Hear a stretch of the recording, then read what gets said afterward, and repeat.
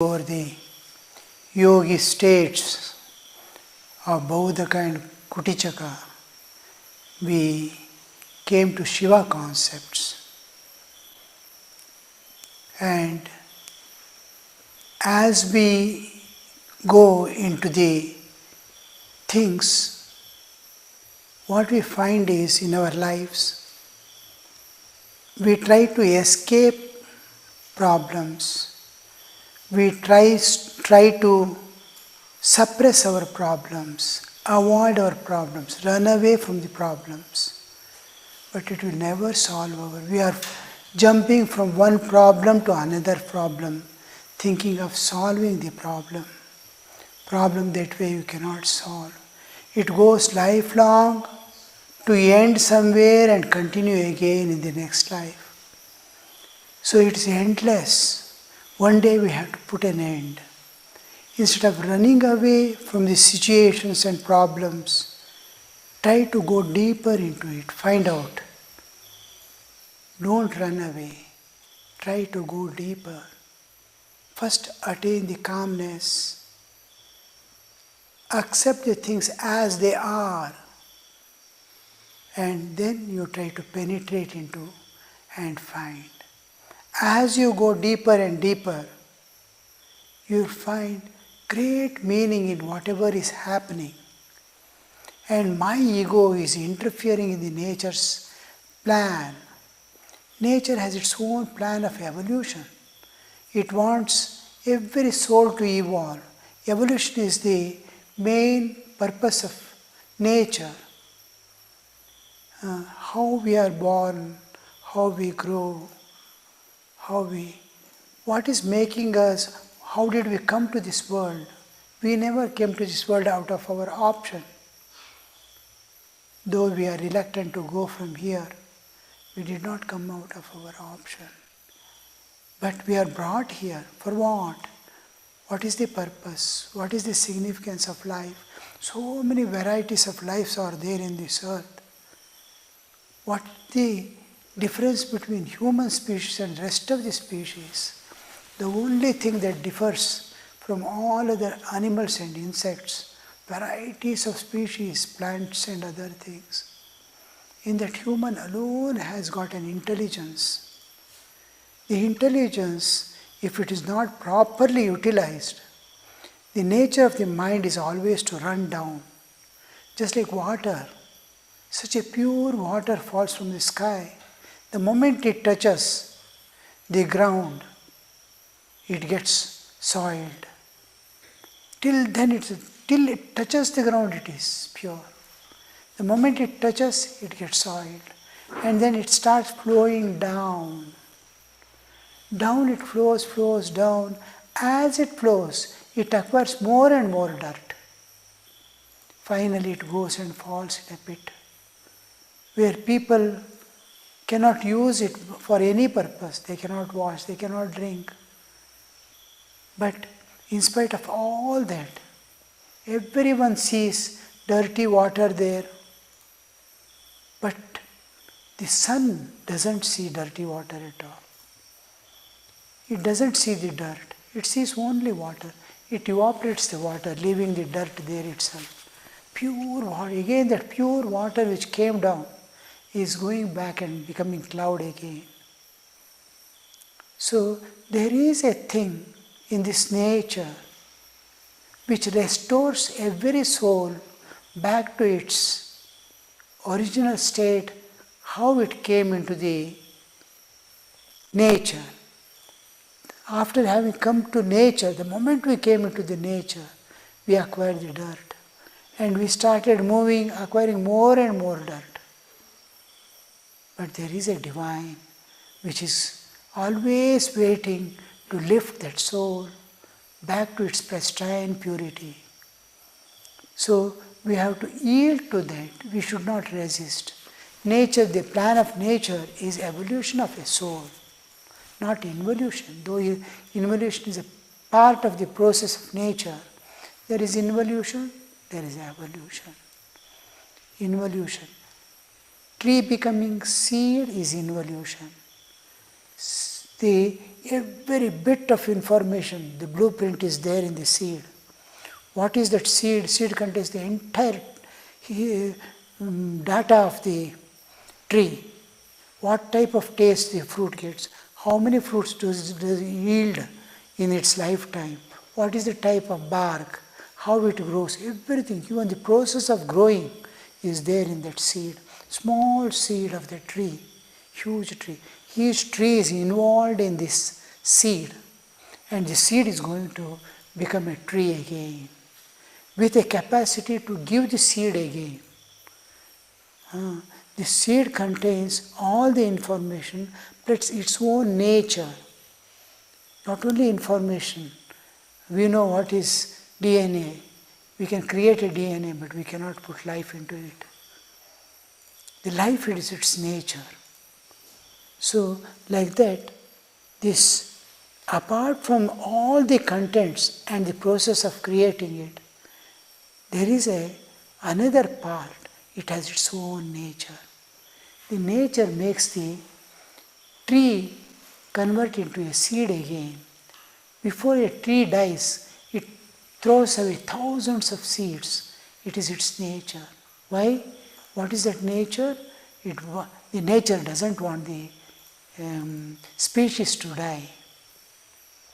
It wants the vegetation to be always there. Trees are coming and going, but vegetation is there. Sustenance of vegetation is nature's part. Nature has that. Every bit of thing nature maintains. Similarly, our life, nature is maintaining the whole thing. How we came, how we started growing here in this world, how are we going to evolve, everything. Because if you see our own existence, the whole thing is nature is doing, I am not doing anything. I sleep, how much I sleep, nature decides, my own nature, the outside nature. I have created some tendencies in me. This is my vasana, craving, my craving. Apart from nature's drive also is there. Nature's drive is there. Now to eat tasty food. All beings eat. But man wants not only to eat, but he wants tasty food to eat. Tasty is his own craving that he has developed. But eating is nature's process. So I have been driven to eat because of the nature, but I want a tasty food is my own craving. I have created within me a momentum. It's driving me. My own momentum is driving. Nature also is driving. So two forces are driving me. And how do I come out of it? Nature alone has to show. Now this power with which I am being driven by nature, I have to transcend that nature and go. All beings are driven by. Now how much I have to sleep, nature knows, plus my own tendency. I am going to sleep. Now for any human, about 4 to 6 hours is maximum that he needs. If he doesn't have physical excessive work, then 4 hours are quite sufficient. Brahmanandaji says if anybody sleeps for more than 4 hours, it's a disease. So 4 hours are sufficient. And this sleep is needed not for body, it's for mind. Body, when you are simply sitting also, is taking rest. When you are lying down also, you are at rest. Body is at rest.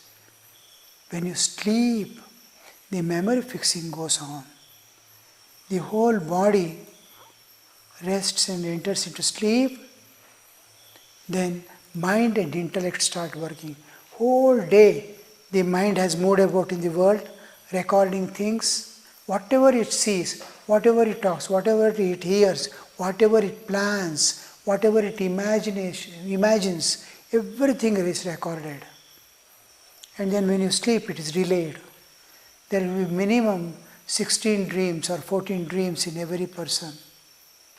After that, last we may remember the rapid eye movement.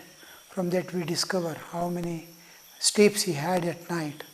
And all these are relay of the waking state, plus it has memory in its possession. Mind has got. Mind and intellect. Manas and buddhi are different. Manas is sankalpa vikalpatmikam. It thinks of the pros and cons. And buddhi is nischayatmika. It is decisive. Now far off something is moving about. Is it man or cow? Mind is thinking. Oh, it is cow, not a man. Buddhi is thinking. So buddhi is decisive, clear. Mind is thinking pros and cons. Doubts are there. So mind has to be brought under the control of intellect. God has given us intellect, such an intellect that can live, utilize all the resources of nature, live a happy life, and also the intellect. I can transcend the nature and go beyond. I can cross over myself. The intelligence is such a powerful thing. Buddhi is the highest thing man has got, that he can go beyond the nature. So here we see the mind is driven by the nature. How many hours I have to sleep, how many I have to be waking, how many hours I have to be dreaming, everything is decided by nature. One is external nature and my own inner nature which I have created. Nature is, and these I am just like a prisoner being driven by all these things. One day I have to come out of this prison house of nature. And this we see is there,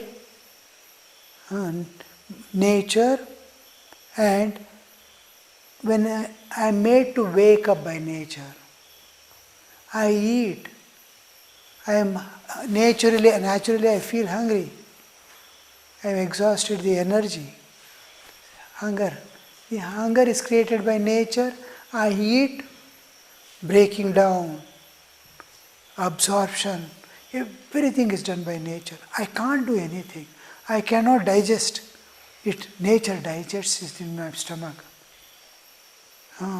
And even absorption in village, taking it inside the blood, taking the oxygen, to feeding every cell, going and feeding cell. Every cell, it wastage from the cells, throwing away carbon dioxide and other wastes. Lymph system is there, drainage. Everything is there. Everything is governed by nature. I cannot do anything in this body. I cannot control any of the organs. I cannot activate my pancreas or control my liver or heartbeat. Nothing I can do. Nature does everything.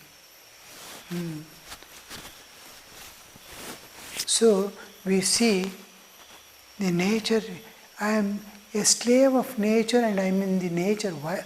That means the nature is managing my life according to certain laws. It is not haphazardly doing. Nature has its own laws. Nature has a plan. Nature has its own laws. These laws are independent and dependent on the absolute existence. It is derivation from the absolute existence. That's why we call it rhythm. Satyan rhythm cha. Anritanchas. Rhythm. Rhythm is the cosmic law. Inevitable. It's very strict and stern. And what is the plan? Evolution of Jiva. From where it came, it has to reach back the source. It passes through many, many lives. If you yield to the plan of nature, if you obey the laws of nature, if you change, if you avoid if you can drive away, drain away what I have created in me, is within my range to remove also. I have created a taste for a particular thing. I can give it up also. If it is nature's drive, I may not be able to. In either case, we have to transcend the nature and go beyond. Be it my own acquired nature or the driven by external nature. Two important laws of nature: self-preservation and preservation of species.